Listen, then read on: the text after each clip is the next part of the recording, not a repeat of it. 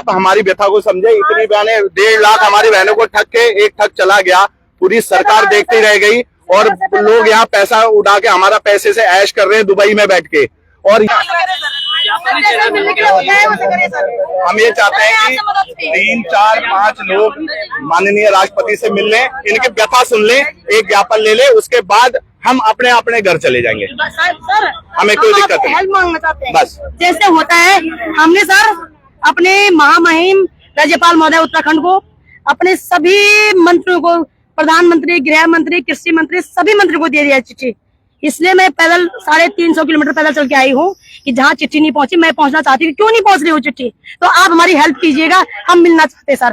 अन्यथा 25 लाख लोग हैं सर, अगर ये मरेंगे इसकी जिम्मेदारी किसकी होगी? आप ये भी बोलिएगा सर। हम यहीं पर रहेंगे, हमारे परमिशन में 1 सेकंड कदम आगे नहीं बढ़ाएंगे, लेकिन आप हमें रास्ता बताए। मैंने SDM ऑफिस नहीं होती सरकार की, नहीं होती SDM नहीं होती, राज्यपाल नहीं होते सरकार के। सर हम कहाँ नहीं, किस दर पे जाए हम बताओ? आप कह रहे कि कोर्ट में जाओ, पैसे होते हमारे पास, हम कोर्ट में जाते, पैसे तो सरकार के लूट के ले गए, कोर्ट में कैसे जाएंगे? हम पैदल आ रहे हैं सर। के छाले बताओ आपको। ये सर, ये देखिए सर, ये देखिए सर, के छाले हमारे सर।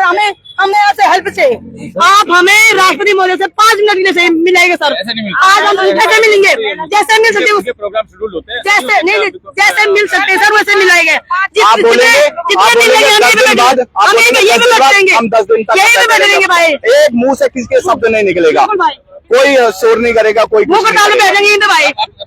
मेरा नाम लिखे भाई, मेरा नाम लिखेगा। नहीं सुनो भाई, मैं ना सीने पे गोली खाने के लिए तैयार हूँ। लिखो भाई मेरा नाम लिखे भाई, मेरा नंबर। चलिए कोई बात नहीं, 9991 288 947। सर ये आप लोग अपराध नहीं रोक। मैं महानगर दिल्ली उत्तराखंड प्रवासी संगठन का अध्यक्ष हूँ। महानगर दिल्ली उत्तराखंड प्रवासी संगठन MDUPS, उसका मैं अध्यक्ष हूँ। दिल्ली के अंदर और दिल्ली और NCR के अंदर हम काम करते हैं। ये मेरी बहनें उत्तराखंड से आ रखी है। हाँ जी। I'm carrying around 150 applications which they provided me right now. So as an advocate, you can accuse me anything. If I'm representing them as an advocate, then that is my duty as a officer of court. Are you restricting that? बेटा आप उसके restrict करने की कोशिश कर रहे हैं sir. मेरे as an advocate, listen to me. Advocate है तो ठीक है ना, एडवोकेट का एक तरीका होता है काम करने का। मैं थोड़ा कुछ कह रहा हूँ। एक मिनट रुक जाओ यार, 26/2/25 को हमने ये तो आपने रिसीव कर रखी है। अरे सुन तो लीजिए ना सर, तो इसका जवाब क्यों नहीं आया? इसका जवाब क्यों नहीं आया सर? आप मेरे को बताइए, क्या हमारी कोई औकात नहीं है? हमारी कोई औकात नहीं है? हम इस देश के नागरिक नहीं है? हमारा ही पैसा लूट के भाग गए। हमारी ये बहनें चल चल के परेशानी के बाद ऐसे नहीं है, मैं आपको बता रहा हूँ, सारी पैदल चल के आई है दिल्ली। आप हमें रोक रहे हो, नंबर प्लेट तक नहीं है।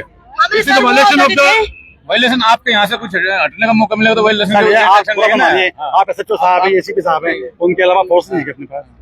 फोर्स इसी काम के लिए तो रहेगा। अब ये देखिए, हमने परम सम्माननीय महामहिम राष्ट्रपति महोदय, और ये हमने 25-26 को 1 महीना पहले हमने इसको जो है DM साहब के मोहर लगा के, ये देखिए कार्यालय जिलाधिकारी, उनको हमने दिया है।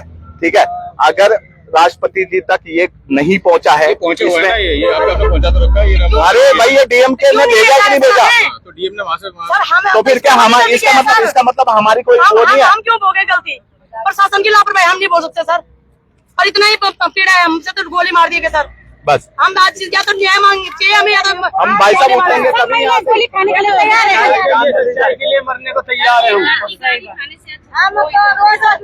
अच्छाई के लिए, सच के लिए मरने के लिए तैयार है। हम को बिठा दें यहाँ पे, प्लीज अलावा। They will not do any, कुछ नहीं, बैठेंगे सिर्फ। They will not do any statement. I can assure you this thing because being an advocate, I am carrying all the applications with me. हम तो एक बका था मैं, Mr. SHO, you can see this. नहीं देखना चाहते आप? That is your choice.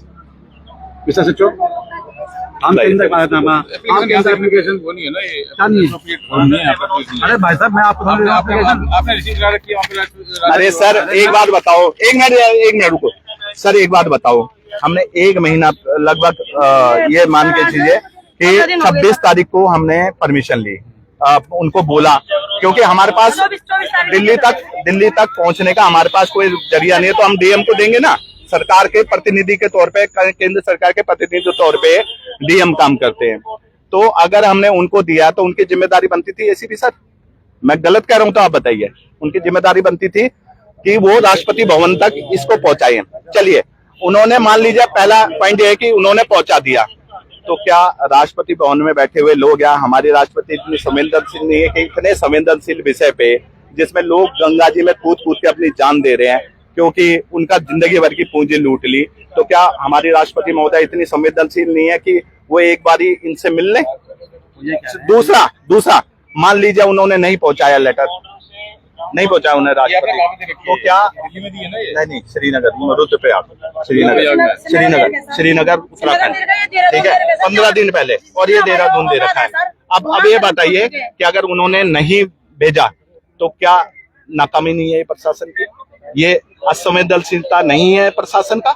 ये मतलब हम लोगों की कोई औकात नहीं है?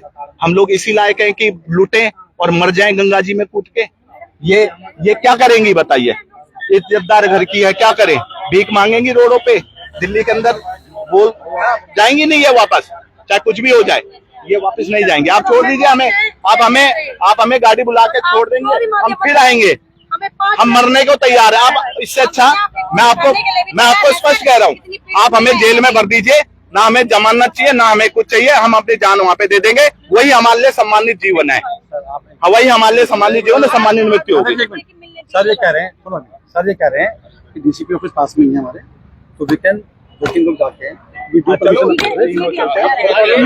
ठीक है, we can ask the permission if he seeing our plea, if he do the mercy on us, if you allow us, तब तो हमें कहीं आप जगह दे देंगे बैठने के लिए ना, बराबर यू फील सफिशिएंट, मतलब मुंह से चूचा नहीं करेंगे। हमने कोई किसी के खिलाफ बात नहीं करनी है, हम आप खुद ही पीड़ित व्यक्ति हैं, और देखो पीड़ित व्यक्ति को जस्टिस दिलवाना इसीलिए न्यायालय होते हैं।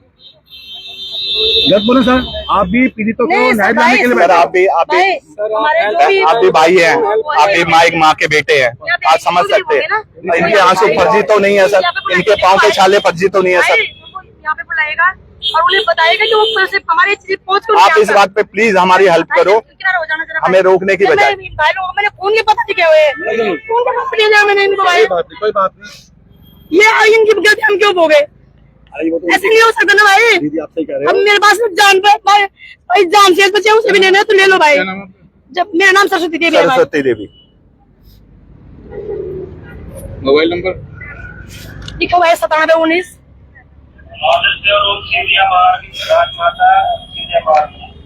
ये खून के लेकर लिख चुके हैं भाई हम लोग, इतने परेशान है।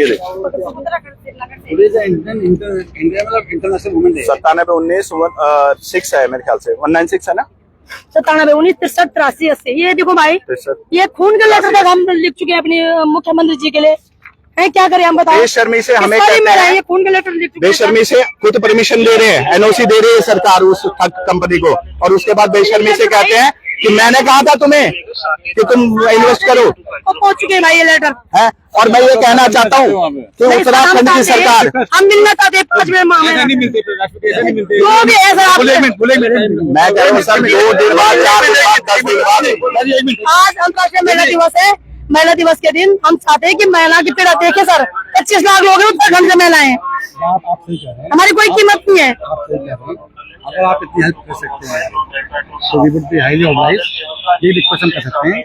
हमारे सर हमारी बहनें हैं, शांति भंग करने का कोई हमारी प्रॉब्लम नहीं है। आप बेशक हम पे केस लगा अरे यार एक मिनट रुको ना, जाने दीजिए एक मिनट, जाने दीजिए एक मिनट दीदी, एक मिनट दीदी, अरे एक मिनट कर लो, देखिए हम्बल दिखा please communicate the same thing to the senior authorities, ठीक है, with their permission only, with their permission we will go forward, otherwise हम नहीं बैठ सकते, we will not go forward. आपसे हम्बल रिक्वेस्ट है, इतना तो आप चलिए आ जाइए, रिक्वेस्ट मान लीजिए, आपकी बात मान ली सर, आइए बैठिए, आ जाओ इधर।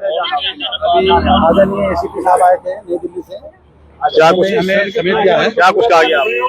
अभी एसीपी साहब आए थे नई दिल्ली से, उन्होंने हमें थोड़ा रुकने के लिए बोला है और परमिशन और डीसीपी साहब से परमिशन लेने के लिए उन्होंने थोड़ा हमें समय यहाँ पे इंतजार करने के दिया है। जो उत्तराखंड की बहनें हैं उनका दर्द वो भी समझते हैं, चाहे वो पुलिस में है, चाहे किसी और चीज में है, चाहे वो पुलिस में है, चाहे किसी चीज में है, पर न्याय व्यवस्था बनाने की भी उनके ऊपर जिम्मेदारी है। वो हमारे दुश्मन नहीं है, हमारे भाई हैं। तो उन्होंने थोड़ा टाइम बोला है, 10-15 मिनट हमें रुकने के लिए। उसके बाद शायद डीसीपी साहब यहाँ पे आए या हम डीसीपी साहब के पास जाएंगे और उनके पास ज्ञापन देंगे, जिसके बाद वो हमें शायद उनकी इच्छा होगी तो उनको परमिशन दे देंगे, ताकि हम यहाँ पे अब उत्तराखंड की बहनें LUCC घोटाले के खिलाफ धरना दे सकें।